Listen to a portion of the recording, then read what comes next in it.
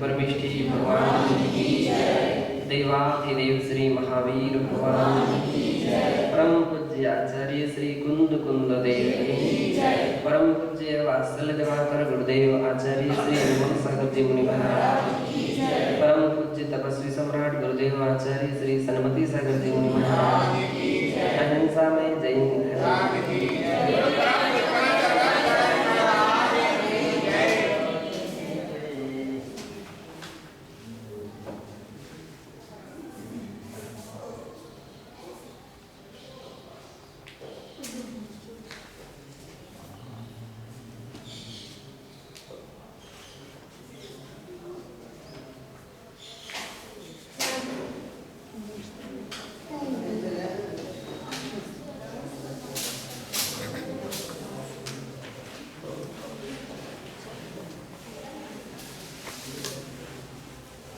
यहाँ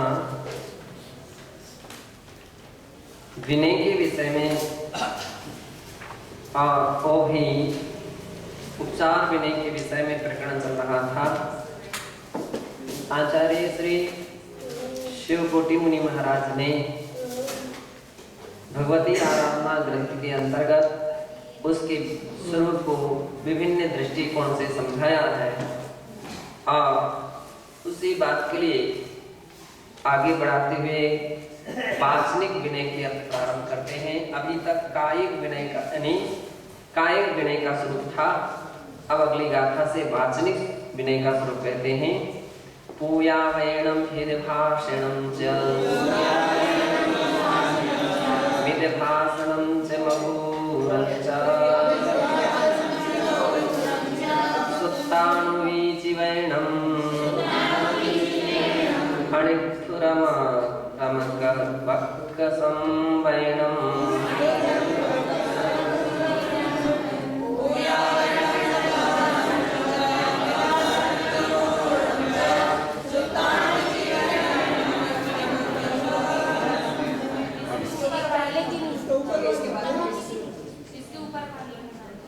इच्छिवमानि विणो करे कीर्ति शरीरेण येषु काय्य विणो चार्यो सावगम्मी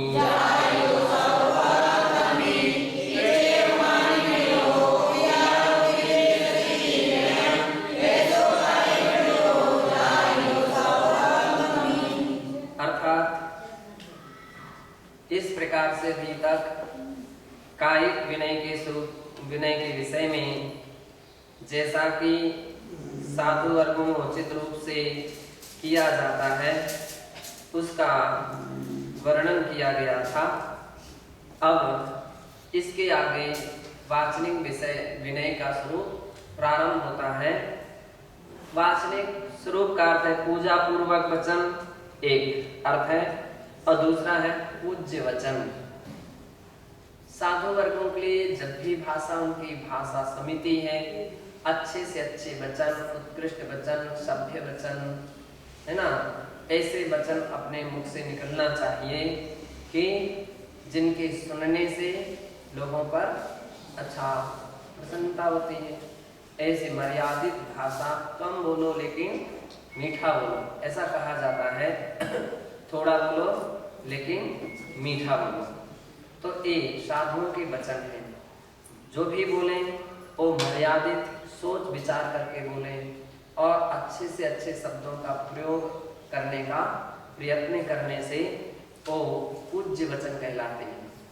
अथवा पूज्य पुरुषों के प्रति जब हम विनय कोई बात करते हैं, क्योंकि विनय का प्रकरण चल रहा है, तो अपने पूज्य पुरुषों के विषय में सदैव परम पूज्य, आदरणीय, श्री जी, श्रीमान इत्यादि शब्दों का प्रयोग अपन को बराबर ध्यान रखना चाहिए। हर बात में महावीर महावीर महावीर महावीर का महावीर ने ऐसा कहा, महावीर भगवान महावीर कह दो, तीर्थंकर महावीर भगवान कहो, तो वो बात सब भाषा जमती है, वो भाषा उचित लगती है ना। सभ्य पुरुषों की भाषा कहलाती है। अपने से वरिष्ठ हैं, पूजनीय आदरणीय हैं तो उनके लिए महान अच्छे आदरणीय शब्दों का प्रयोग होना चाहिए। अपन अपने गुरुओं का यदि कभी नाम लेते हैं तो उसमें पूरा प्रयास होना चाहिए कि अपन उस प्रकार के शब्दों का उच्चारण सविनय परक करें। परम पूज्य, पूज्य, है ना, ऐसे शब्द अथवा श्री अथवा जी, तो इससे थोड़ी आदर झलक रही है। तो इस बात का पूरा ध्यान रखें कि क्या पूज्य वचन बोलना चाहिए। दूसरी बात, यहाँ पूजा पूर्वक वचन बोलना चाहिए, ऐसा भी अर्थ किया गया है। पूजा पूर्वक यानी आदर के साथ वचन बोलना चाहिए। और पूजा वर्णम, जो वचन गृहस्थों के योग्य नहीं है नहीं ऐसे, और के हित भाषणम, और कैसे वचन बोलना चाहिए, हित भाषण यानी हितकारी वचन बोलना चाहिए, जो प्राणी जगत का हित करने वाले हैं, कल्याण करने वाले हैं, ऐसे वचन बोलना चाहिए। मिद भाषणम, सीमित बोलना चाहिए, असीमित नहीं बोलना चाहिए। ऐसा बोलना चाहिए, सीमित बोलना चाहिए। जो लोग ज्यादा बोलते हैं, ज्यादा बकवास करते हैं, तो वो भी उनके वचनों की गरिमा नहीं रहती है, सभ्यता नहीं मानी जाती है। तो हितकारी वचन बोलो और सीमित बोलने का प्रयास करना चाहिए। बहुत सारी बातें संकेत से, इशारे से, हाँ और ना में निपटा लेना चाहिए, वो सीमित है। असीमित वचन बोलना ठीक नहीं है। मिद भाषण महुरम से, और सीमित बोले लेकिन कैसे बोले, मधुर, हित, मित और प्रिय हो गया ना। मधुर, आपकी बात सबको अच्छी लगने वाली हो, आपकी भाषा सबको सुनकर के सबको प्रसन्नता हो, खुश हो, आनंद आ जाए, तो इस प्रकार के मधुर वचन बोलना चाहिए। आपस में भी बोलें तो इतनी अच्छी बात करें, अच्छी तरह से बात करें कि जो मिष्ट हो, सबको अच्छी लगने वाली। और आपस में भी बात करें रूखी सूखी, वो भाषा क्या हो, तो ऐसी भाषा नहीं होना चाहिए। लेकिन इसका अर्थ ये भी नहीं कि मीठी बोलो, चाहे जैसे झूठ बोलते जाओ, वो भी मीठा। हितम ब्रूयात, क्या बोल, सत्यम ब्रूयात, प्रियम ब्रूयात, ना ब्रूयात सत्यम प्रियम, है ना। तो ऐसा सत्य भी ना बोले जो अप्रिय हो, प्रियम से और क्या है, जो प्रिय हो लेकिन सत्य ना हो, ऐसे भी बोलने की आवश्यकता नहीं। दिखने में तो प्रिय लगता है, बहुत मीठा दिखता है, लेकिन वो हितकारी नहीं है, आगम के अनुकूल नहीं है, अपने धर्म के अनुकूल नहीं है, तो ऐसे भी उसके लिए तो फिर चापलूसी वचन कहे जाते हैं। कैसे रहते हैं, चापलूसी परक व्यक्ति, जिसके सामने गया उसकी जी हजूरी कर दिया, और पीठ पीछे कुछ लोग ऐसे रहते हैं, बगुला भगत, है ना, मुख में राम, सामने सामने बहुत मीठी मीठी बात कर देते हैं, और पीठ पीछे ऐसी भाषा भी नहीं होना चाहिए। जो दिखती तो बहुत अच्छी, मीठी दिखती, अच्छी दिखती, लेकिन दूसरे को हंसाने वाली होती है, गड्ढे में गिराने वाली होती है, अहित करने वाली होती है। ऐसी भाषा का भी प्रयोग नहीं होना चाहिए। सूत्रानुवीची वर्णम, जो भी हो सूत्रानुवीची होना चाहिए। कैसा होना चाहिए, सूत्रानुवीची, आगम के अनुसार बोलें। जो आगम में कहा है, जो शास्त्र में कहा है, ऐसी बात कहो तो सबको अच्छी लगेगी। आगम से प्रतिकूल हो रही है, आगम से बाधित हो रही है, तो प्रिय भी भाषा होगी तो भी सही नहीं है। आगमानुसार होना चाहिए। अनिष्ठुर, अनिष्ठुर, निष्ठुर होती है और अनिष्ठुर, ऐसे कुछ वचन होते हैं। निष्ठुर, बिल्कुल निर्दयता के साथ जो वचन बोले जाते हैं, निष्ठुर, मर्यादा विहीन, दया विहीन, करुणा विहीन, है ना, ऐसे वचन निष्ठुर वचन।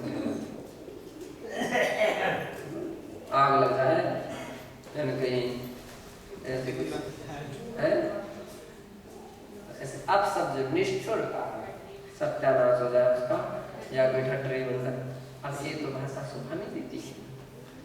सभ्य पुरुषों के लिए इस प्रकार की भाषा नहीं बोलना चाहिए।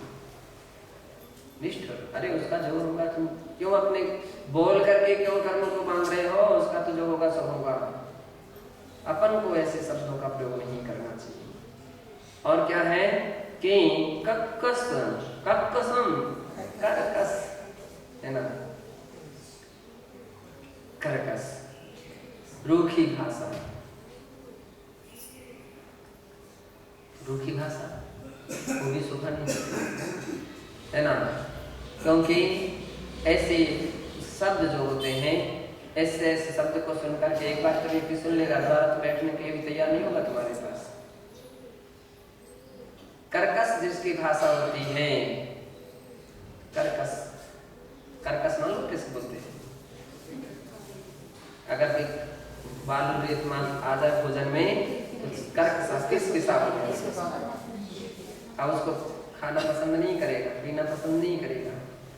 उसी प्रकार की जिसकी भाषा में छोटी छोटी बातों में रूखापन और अपशब्द, कोई रूखे शब्द ऐसे क्या कर दो, क्या क्यों खड़े हो, क्या क्यों बैठ गए, क्या क्यों बोल रहे हो, पीछे खस जाओ, ऐसा कर दो, ये कर दो, ऐसी भाषा है, कर्कश भाषा है। तुमको वही कहना तो अच्छी तरह से कह दो ना, या पीछे बैठ जाइए, क्या करना है, आपने क्या बिगाड़, क्या कर दिया, ऐसा नहीं करना चाहिए। कर्कश भाषा ठीक नहीं होती। और संतवयन मग मगिहत्थ वयन मकरीय महीलनम वैरम ईसो आईनो जहारियो दिकादो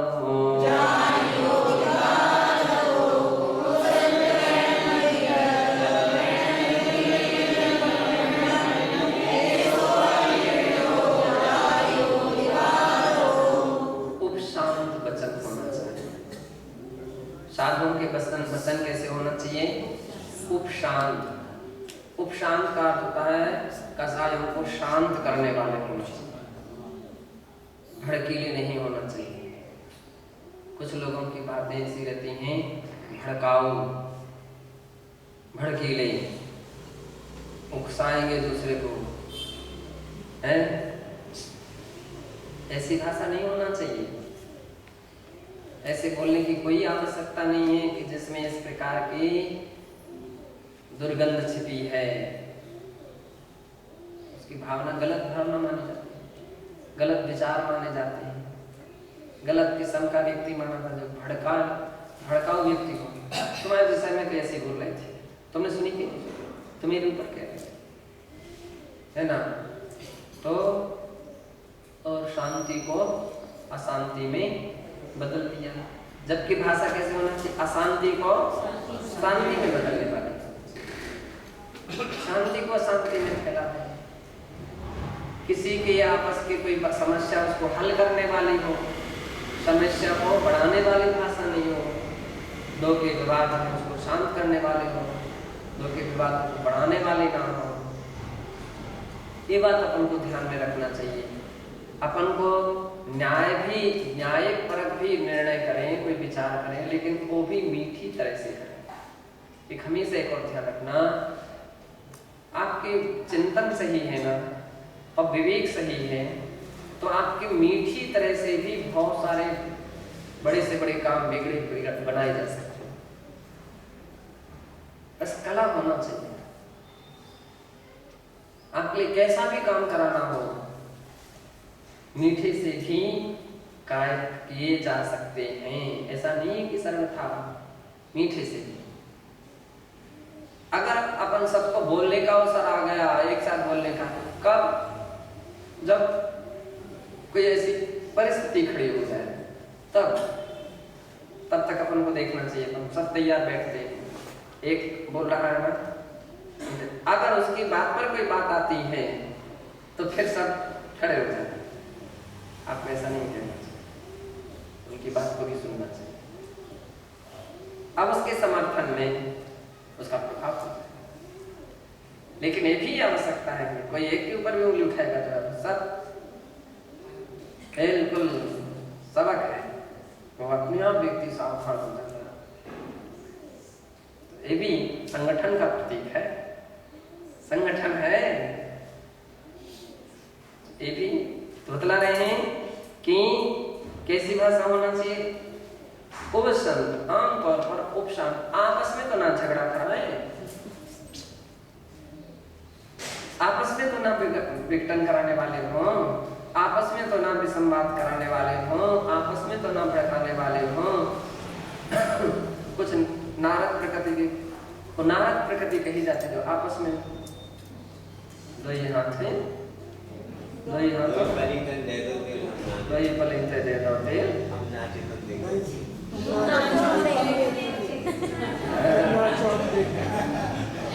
और कभी भी अपन को भी परख लेना चाहिए व्यक्ति को। एक बात और ध्यान रखना चाहिए, परख लेना चाहिए कि कौन व्यक्ति क्या बात कर रहा है।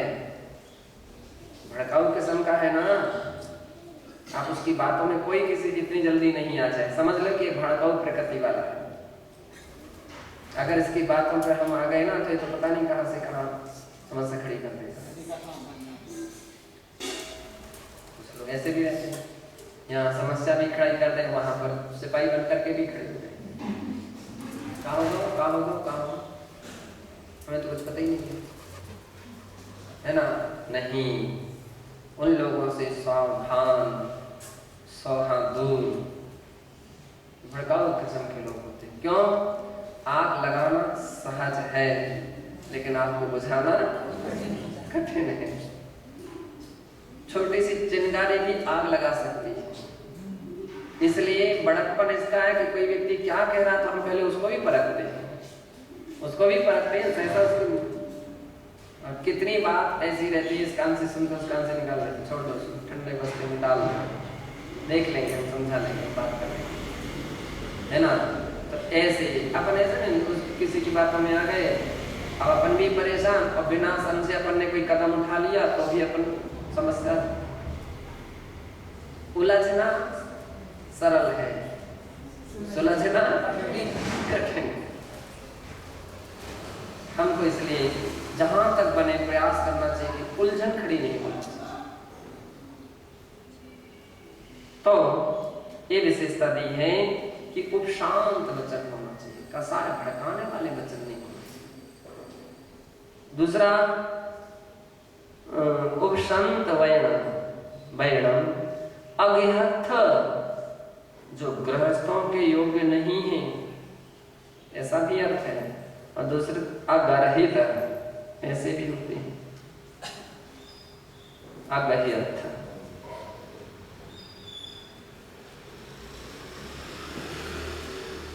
अगर्हित यानी जो निंदित है।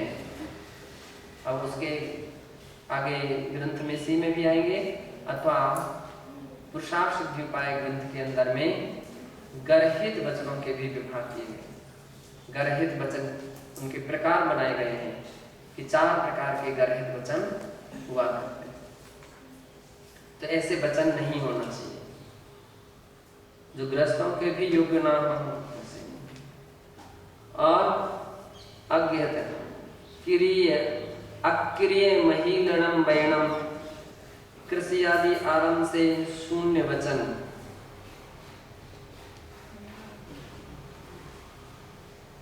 दूसरों की आज्ञा ना करने वाला वचन बोलना, ऐसा जो वचन बोलना है, अक्रिय महीलणम वैणम, है ना। जहां कह रहे हैं कि ऐसे भी वचन कोई व्यक्ति नहीं, हाँ, दूसरों की अवज्ञा ना करने वाला वचन बोलना। हमें नहीं मानना तुम्हारी, हमें बिल्कुल नहीं सुनने, हमें एक नहीं सुनने, हम बिल्कुल नहीं मान है, ये तो बात ठीक है, वो नहीं मानना, बस शांत रह जाओ ना। अभी तुम व्याख्या क्यों कर रहे हो? नहीं मानना, नहीं मानना, है ना। अब उसी बात को रिवीजन करते जाना। तो ये तो ठीक नहीं रहता है। तो अपन को किसी की बात नहीं मानना है, किसी की बात नहीं सुनना है। किसी की मान लीजिए तो उसके लिए वहीं तक बात समाप्त कर दो। अब ज्यादा विश्लेषण करने की आवश्यकता नहीं है। तो दूसरों की अवज्ञा ना करने वाला उत्तम तरीका तो अवज्ञा भी ना हो। अगर अच्छी बात कह रहा है, कोई हितकार वचन कह रहा है, कल्याणकारी बात कर रहा है, तो अपने लिए अवज्ञा नहीं करना चाहिए, उसका सम्मान करना चाहिए। विनय का लक्षण है ना कि अपन ने कल परसों एक दिन बात बतलाई थी, तस्मिच्छा में दुक्कड़म, ऐसा बोल करके मैं उसको स्वीकार करता हूँ, अथवा ऐसी गलती नहीं करूँगा। ये तो अच्छी बात है, उत्तम बात है। ऐसे शब्दों का तो प्रयोग अपने अंदर में होते ही रहना चाहिए। और अब हम आगे के लिए सुधार करेंगे। इस प्रकार से एसो वाय विणो जहारियो होदिकाय हो, तो यथा योग्य वाचिक विनय करनी होती है, उसको करना चाहिए। आगे कहते हैं पाप विसोतिग परिणाम वज्रणम विहिदम य परिणामो दायवो संखेवेण येषु मानस्यो विणो।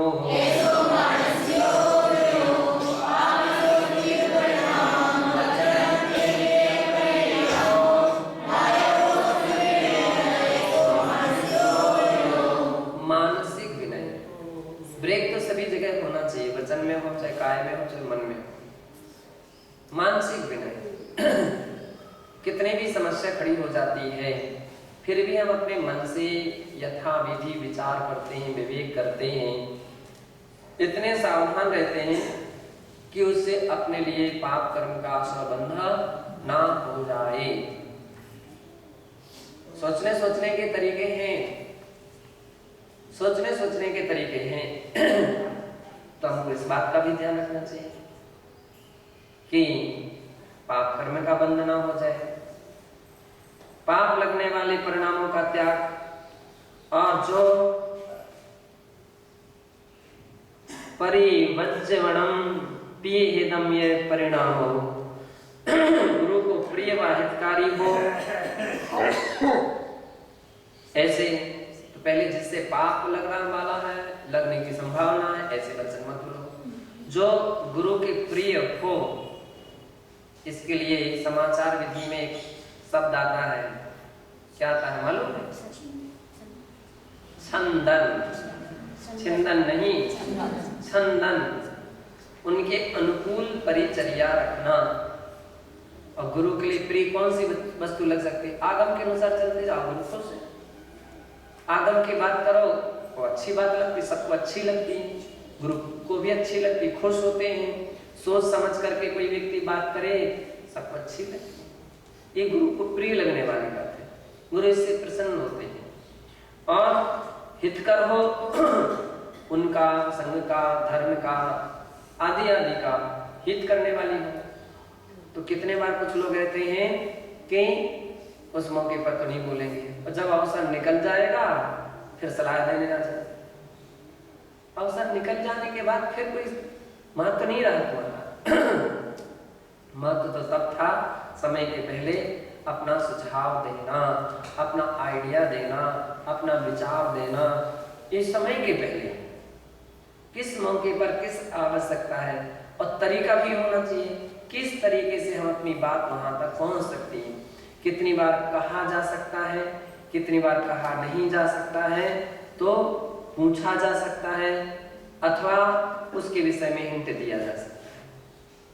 अब ये बात अलग है कि वे उस समय कुछ समझे ना समझे। कभी कभी कुछ लोगों की बहुत सारी खुशी होती, बहुत सारी शिल्प आती है ना, आइडिया हो सकता है उस दिशा में भूल रहे हो,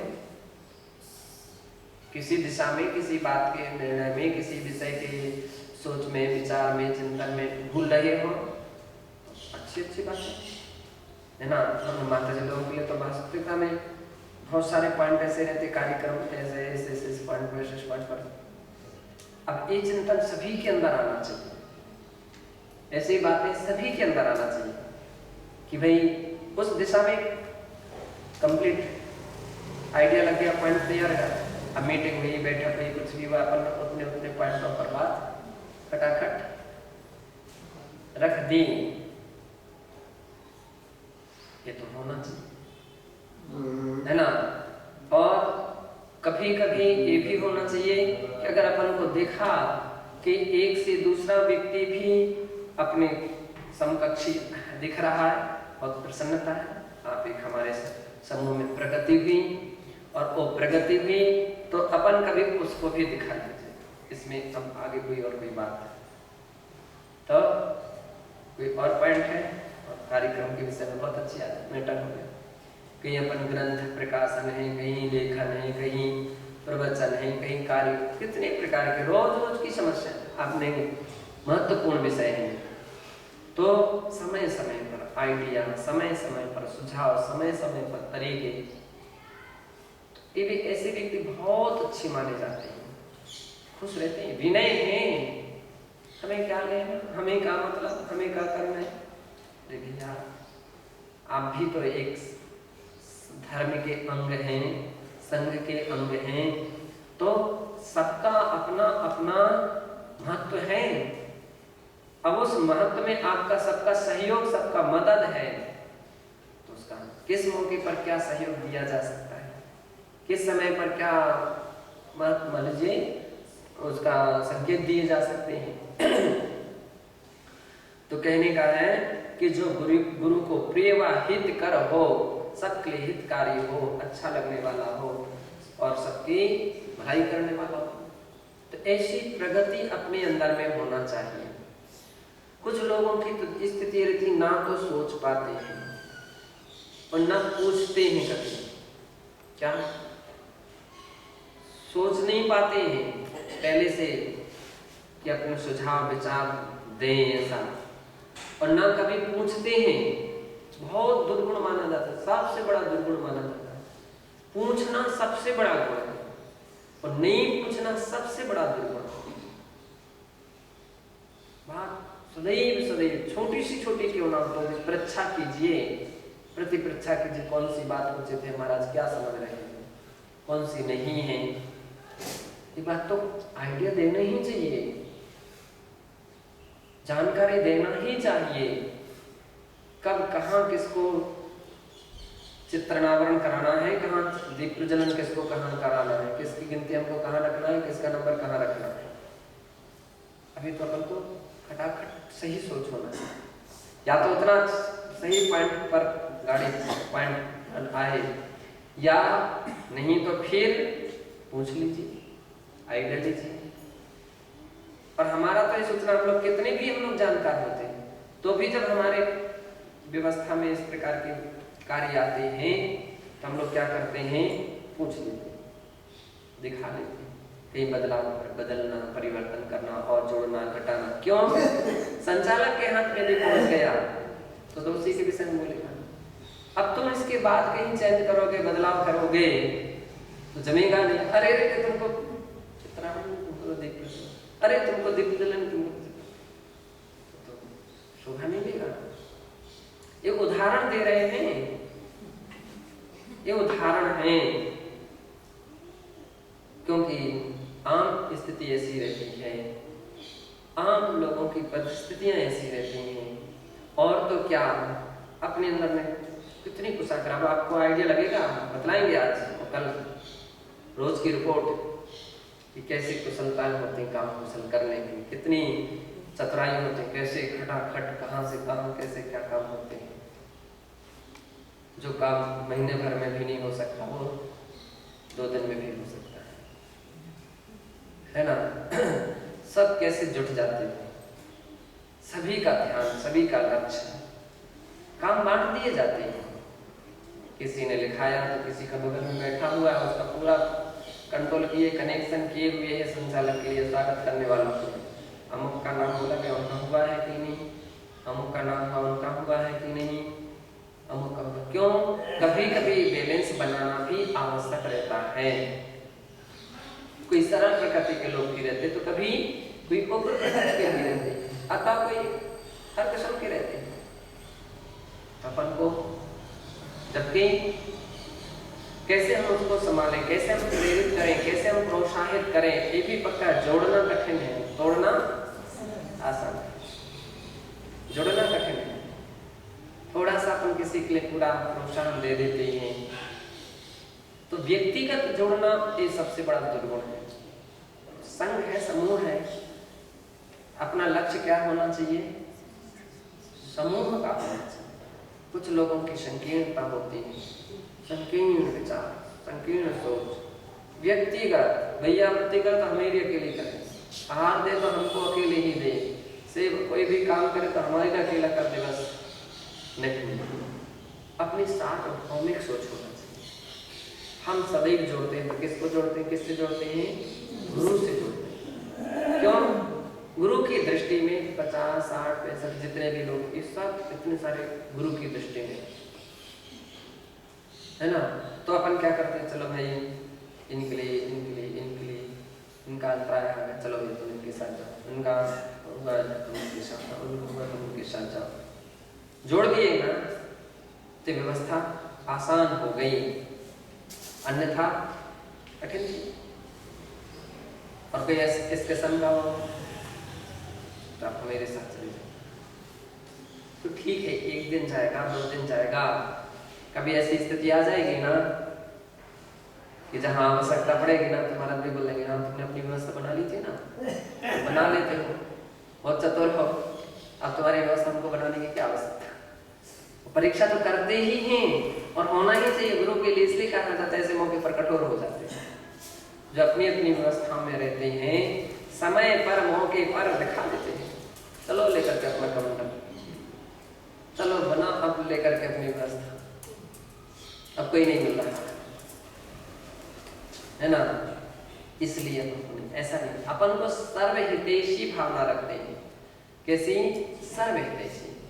तो इसलिए क्या बतला रहे हैं, इस बात को लेकर के गुरु खुश होते हैं, गुरु प्रसन्न होते हैं, उनको बहुत आनंद आता है कि हाँ सार्वभौमिक है, सार्वभौमिक व्यवस्था होना चाहिए।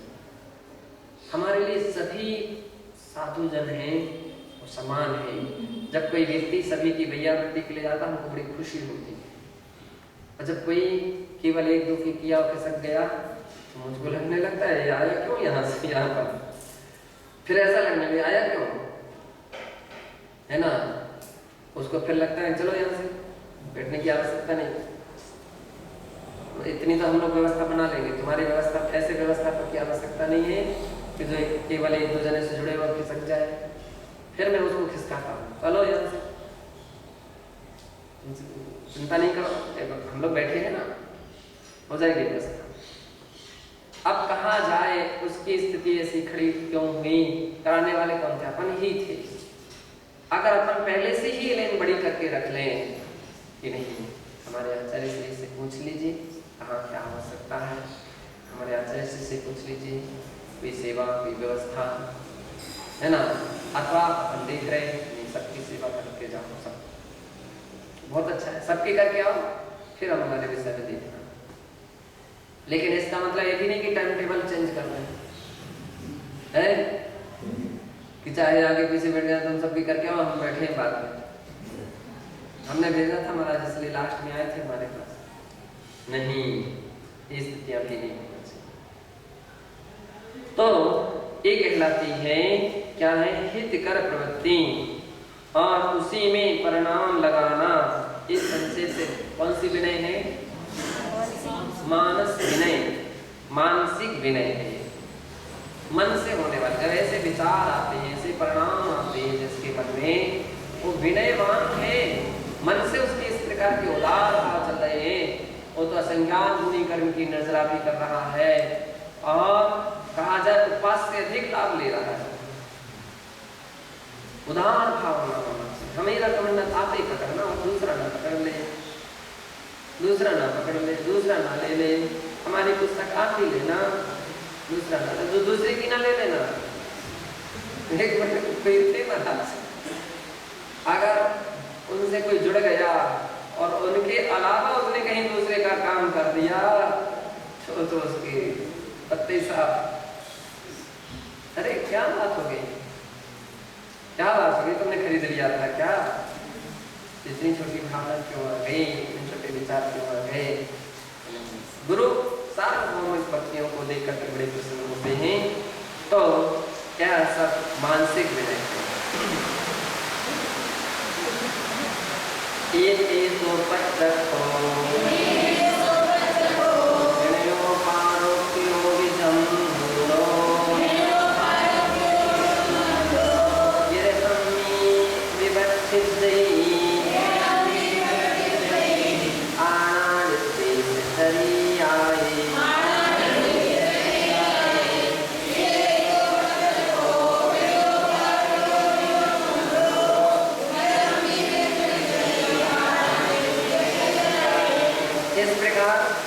यह प्रत्यक्ष विनय है। परोक्ष विनय भी वह है जो गुरु के अभाव में उनकी आज्ञा निर्देश का आचरण करने में किया जाता है। प्रत्यक्ष यानी सामने की जाने वाली विनय प्रत्यक्ष विनय कहलाती है। और परोक्ष विनय उसे कहते हैं गुरु सामने नहीं है लेकिन फिर भी उनकी आज्ञा उनके अनुशासन का पालन करना। और शिष्य तो ऐसे रहते हैं और प्राय करके अपने यहाँ भी प्राय अधिक ऐसे अधिकांश लोग हैं, हो सकता कुछ प्रतिशत जो परोक्ष में ध्यान ना रखते हो, लेकिन प्राय हमारे लिए विश्वास रहता है। परीक्षा होती है तो कॉपियाँ लिख करके प्रश्नोत्तर लिखवा दिए जाते हो और उनको बैठा दिया जाता है। कोई आवश्यकता निरीक्षण की आवश्यकता नहीं, लेकिन उनको विश्वास है, उनको विश्वास है कि अमुक शिष्य ऐसी कभी मिस्टेक नहीं करेंगे। विश्वास है, आज्ञाशील है, अनुशासित है, ना किसी की कॉपी को देखेंगे और ना अनावश्यक कोई चर्चा वार्ता करेंगे। निर्देशक के हमको निरीक्षक के बैठाने की किसी की आवश्यकता नहीं, सभी निरीक्षक हैं एक दूसरे के लिए, तो हमारे निरीक्षक हैं, एक दूसरे का पूरा निरीक्षण करते हैं। और कोई समस्या आ जाए तो हमारे पास रिपोर्ट आता है। किसने दूसरे की कापियों को झांकने का प्रयास किया था और किसने किससे पूछने का इशारे से संकेत दिए थे।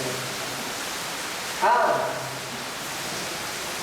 कुछ लोगों का प्रयास रहता है तो परखते हैं, एक बार दृष्टि में परखने आ जाए तो उसके ऊपर विशेष तुम वगैरह बैठते हैं। अब उनके लिए क्या कहा जाता है, अब ऐसे लोगों के लिए बैठिए। अब उसको अलग लगता है कि हम सबको अलग, हम सबको वहाँ और हम तो यहाँ, सबकी दृष्टि में आ गया। ऐसे लोगों के चलो यहाँ बैठ करके आपको परीक्षा देना, बाकी लोग आप तो हम तो बोलेंगे अपने अपने कमरे से भी दे लीजिए और पुस्तक भी रखी है, विश्वास है कि व्यक्ति कभी ऐसे मिस्टेक नहीं करता। तो यह प्रसक्त है। तो कहने का तात्पर्य है कि परोक्ष में भी वही विनय, परोक्ष में भी वही विनय। अपन ने यहाँ से कुछ देर लिया, प्रतिपूर्ण कर लीजिए, स्वाध्याय कर लीजिए। अब टाइम पर अपना प्रतिपूर्ण हो रहा है, स्वाध्याय हो रहा है, गुरु को खुशी है, सबसे बड़ी प्रसन्नता है ना। वहाँ पर भी कहीं ऐसे प्रसंग आते हैं, विनय, नमस्कार, भक्ति, स्तुति, स्तोत्र सब अपने टाइम पर चलते हैं। तो ऐसे भी कई बार अपन प्रसंग आगे लेट हो गए तो विश्वास है ना कि आप सभी लोग अपना प्रतिपूर्ण कर लेंगे। परोक्ष विनय कहलाती है। सब क्या कहलाती है? और एक बार नहीं भी कहा, कुछ भी नहीं कहा, आचार्य वंदना हो गई, महाराज ने कहा गई, महाराज ने कहा गई, लेकिन उसको मालूम है कि महाराज के इस विषय में अनुमति है, आज्ञा है कि कोई विनय रखना। तो ये परोक्ष विनय होती है। किंचे भाव प्रावते अस्य महत्व निरूपितम अस्ति। भाव प्रावित ग्रंथ में इसके महत्व का निरूपण है। गाथा नंबर 104 में कहा है, गणियम पंचपयारम पाणिमणवर्णकाय जोगेन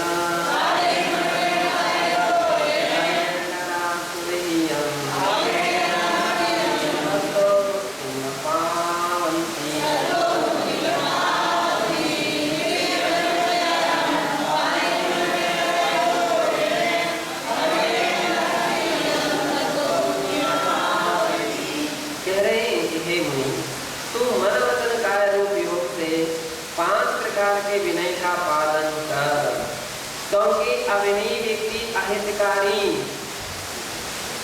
तथा मुक्ति को नहीं पाते हैं। सुविहित तीर्थंकर पद या मुक्ति को नहीं पाते। कौन नहीं पा सकते मोक्ष को? जिसके पास विनय नहीं हो मोक्ष नहीं पा सकते। मोक्ष का द्वार किसके लिए खुला हुआ है? विनयवंत व्यक्ति के लिए खुला हुआ है। अविनयी व्यक्ति के लिए मोक्ष मार्ग बंद, खुला हुआ नहीं। विनयवंत होना चाहिए। और कैसे विनय? मन से भी होना चाहिए, वचन से भी होना चाहिए, काया से भी होना, प्रत्यक्ष भी होना चाहिए और परोक्ष भी होना चाहिए। सामने बैठ गए तो भी और पीठ पीछे भी कोई बात आ जाए ना मेरा कुछ लोग इस किस्म के हैं। ऐसे लोगों से सदैव सावधान। सामने तो विनयवंत दिखे और पीठ पीछे मान लीजिए बात करने वाला उल्टी सीधी अनादर अभिनय करने वाला मिले, अवहेलना करने वाला मिले, आज्ञा अनुशासन को तोड़ने वाला मिले, वो व्यक्ति को महत्वपूर्ण नहीं माना जाता। इस प्रकार से ये विनय के 5 प्रकार कहे हैं, ऐसा जानना चाहिए। भगवती आराधना ग्रंथे से विशदीकृतमेतत्, भगवती आराधना ग्रंथ में भी इस बात के लिए 130वीं गाथा में इसका विशद वर्णन किया है। वहाँ कहा है गणेन विप्रमुनस्य आदि शिक्षा निरतया सर्वा शिक्षाय कलम कलम सबलिकल्लाम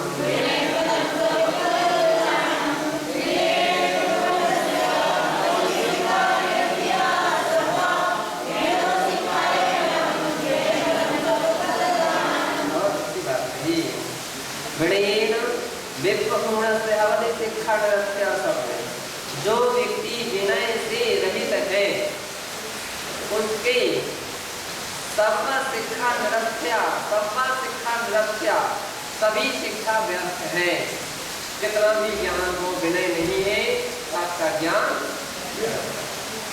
और विणो शिक्षाए फलम, शिक्षा का फल विनय है। विद्या ददाति, शिक्षा क्या करती है? विनय प्रदान करती है। जैसे जैसे व्यक्ति के पास ज्ञान बढ़ता है वैसे वैसे उसके अंदर में विनय आती है। विनय फलम सर्व कल्याणम, और विनय का फल क्या है? मतलब बोलते हैं अब हम जो ही करते रहे, बार बार नमस्कार ही करते रहे, उठते बैठते ही रहे, ये जैसे ही करते रहे, हाँ ये तो करना ही होगा। क्यों?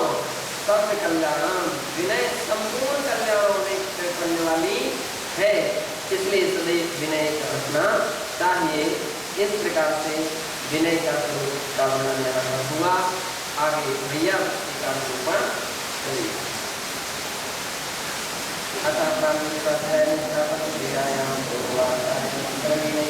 सकल क्रमण